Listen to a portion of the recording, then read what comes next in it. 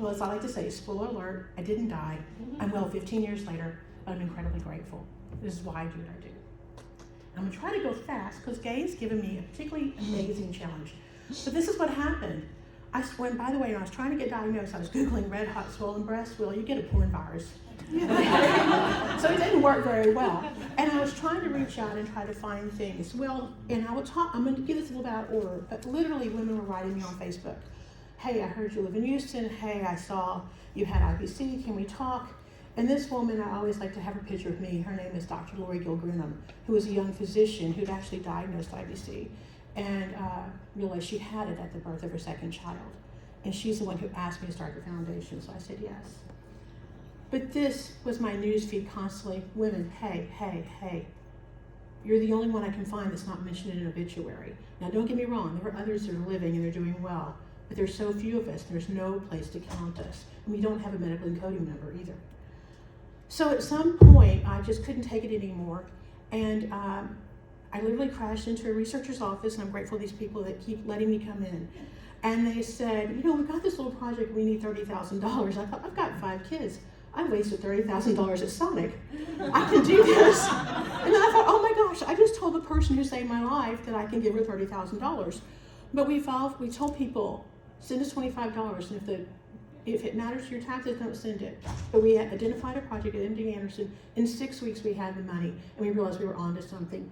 And we've put over $1 million in research. We planned this year to have $1 million this 1 year. So we've got some big goals to get back on track after the pandemic. What I don't normally get to say, and this is where I'm going to try to add a fresh conversation because Gay asked me particularly to do something a little bit more challenging. And so, since she's using inflammatory breast cancer as a rare model, there's some things that I always thought, first of all, my family, nobody ever had cancer. We're all diabetic, as we call it, we catch the sugar. And that's what I was worried about. I kept my weight down, I nursed 5 babies, I wasn't overweight till cancer. That's where my focus was. So cancer was a shock to me, and I didn't know a lot about it, but I always assumed there was some part of things about lack of care, things like that. But as I learned, there's different biologies. And women of color, Pacific Islanders, they don't make it. In the 4 months I was misdiagnosed, the same doctor misdiagnosed me, misdiagnosed a woman of color. She died about the time I got my diagnosis. And I think about her all the time. And so as Otis Brawley once told me, where you live, your zip code matters. Again, I thought it meant if you live near Houston, Texas. No, there's a community standard that can get in our way. And I didn't know any of this. So that's something I'm hoping we can talk about today. And I'm so grateful for Dr. Devi for allowing me to be part of this because it means a lot to me to represent other women who aren't here to talk to you. There are only 3 specific centers for IBC in the entire U.S. One opened at MD Anderson in 2006, the year before I needed it. And then Duke and Dana-Farber came along. But even if someone has really good insurance, can they go there? Can they cross that state line? Can they go out of network? If you work for a hospital system and you're a medical person, you might be stuck staying in your hospital system. They might have a great heart attack system. Do they have a good cancer system? So it's more than just good insurance. And I'm maybe getting into the social dynamics. But so as advocates, there's some things I want to talk about. And I'm going to jump around a little bit because sometimes when I'm with you guys, I feel a little pressure to tell a sob story, make you cry. Well, I can tell you something. You are here because you care. You've probably cried because somebody you know died. I meet researchers all the time that say, I lost my mom, I lost my brother. You're here for good reasons.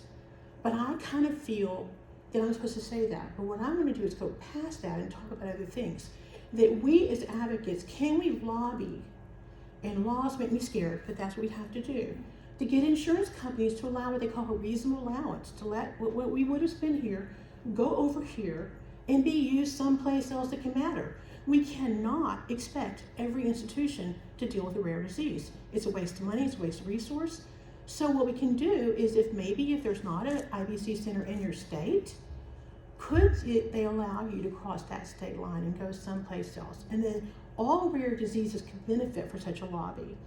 And also, rare diseases are not taught. The San Antonio Breast Cancer Conference in Texas every year, they just had I think their 46th. They've only had IBC presented from the main stage 1 time in all the years. So not to throw rocks at them, there's not enough time. And they have to put the money and the time and the bang where you get the most back. I get that.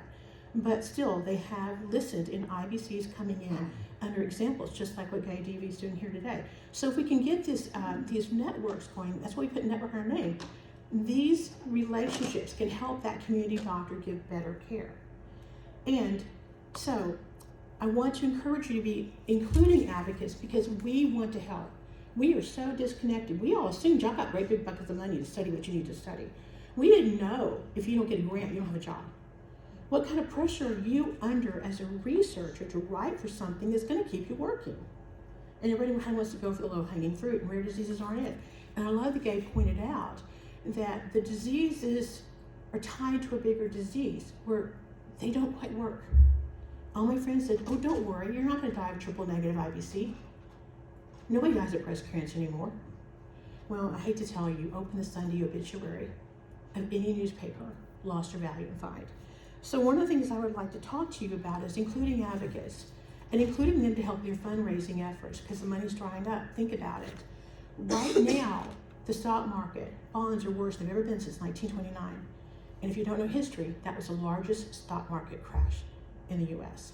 Money's gonna get harder. We wanna be here. Find ways to get you guys to go together. Find your advocates, ask them to be on your research committees, ask them to help with your grants, ask them to raise funds. We want to help. Just like I went to that doctor and said, what do you need? She said 30,000. That's turned into millions. And I'm not a rich person. That is just the power of one. So ask them to serve on your committees because sometimes you might hear something that you thought, oh, from an academic point, I didn't realize that was a hurdle. Oh, or this isn't a hurdle. And so you can have them with you, you can build some trust, and you can get them going. And if you send them a grant request, don't do it the night before, because we need a minute to read it too. But one of the things I just really wanted to talk to you about is also too, how hard is to self-advocate? I was literally told I was crazy. I was literally told that my breast was going to auto-amputate, that I was overly worried. I was told I had menopause in one boob, or I was also told my breasts were aging differently. It is not that easy to advocate for yourself when you're sick. It's not that easy to advocate for yourself when you're running out of money. It is not that easy when it's COVID and you can't bring anybody with you and all you heard was womp, womp, womp. So we would love to be with you as advocates. We want to be at your side to help you. And hopefully we won't make it about us and we can make it about a bigger global community and we can have a really good impact. So, is advocacy harder? Yes, I just said it. And to me, it does not sound overly dramatic, but the word shattered is what comes to mind. Because it's really scary when you don't know these kind of people to try to go in and be in a meeting where there's 10,000 people and maybe you don't have a degree, but you're sort of an IBC expert because you had it. You know more because you look like that person in that slide, you know. But it's also, there's some bonuses because most of us don't have any kind of travel funds. And then, so we can now do things virtually. And we've learned we can do things virtually, but it's a little bit of a hard start. But I mentioned earlier about the dollar-wise. I know you guys are hurting for money to do the things you wanted to do. Your advocates can help you. And sometimes we can do things that your institution can't give you permission to do because there's just not a place for it. The percentage of rare cancer. When I told my friends I wanted to start a charity to help fund research, they were like, well, there's so much money in the pink world. Well, I asked Dr. Oliver Bogler to make a slide for me. He is a male breast cancer survivor. He is with the National Cancer Institute, and he put this together. This slide's a couple of years old, but nothing's really changed. In the last 20 years, this is the percentages of what goes to research. And you can see how little goes to triple negative, how little goes to male, and how little goes to IBC. Now think about it, this is 20 years. That big pile may or may not go to research, but is it late stage? Is it prevention? Is it education? To me, where the rubber hits the road is research to stop it.